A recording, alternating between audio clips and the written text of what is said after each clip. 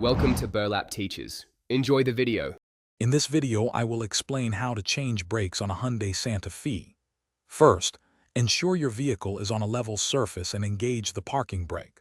Always wear appropriate safety gear, including gloves and eye protection, before starting any work.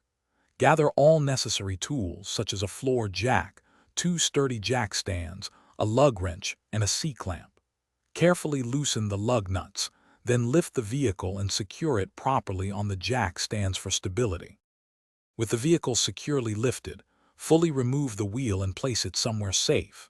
Next, locate the 2 caliper guide pins, typically 7mm or 14mm bolts, and unbolt them. Carefully slide the caliper off the rotor and hang it securely using a bungee cord or wire. Never let it hang by the brake hose. Now, you can easily slide out the old brake pads and then remove the brake rotor, which might require a few taps with a rubber mallet. Begin by thoroughly cleaning the hub surface with a wire brush to ensure the new rotor sits perfectly flat. Install the new brake rotor, aligning it with the wheel studs.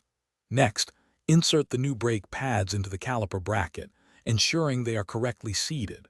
Use a C-clamp to compress the caliper piston slowly and evenly, allowing enough space for the new, thicker brake pads and rotor. Finally, carefully slide the caliper back over the new pads and rotor. Reinstall the caliper guide pins and tighten them securely, typically to 25 foot-pounds. Reattach the wheel, hand-tighten the lug nuts, and then lower the vehicle. Once on the ground, torque the lug nuts to the manufacturer's specified setting, usually between 80 and 90 foot-pounds in a star pattern. Before driving, pump the brake pedal several times until it feels firm to restore proper brake pressure. Take a short, slow test drive to ensure everything functions correctly. Thanks for watching. Consider subscribing if this video helped you.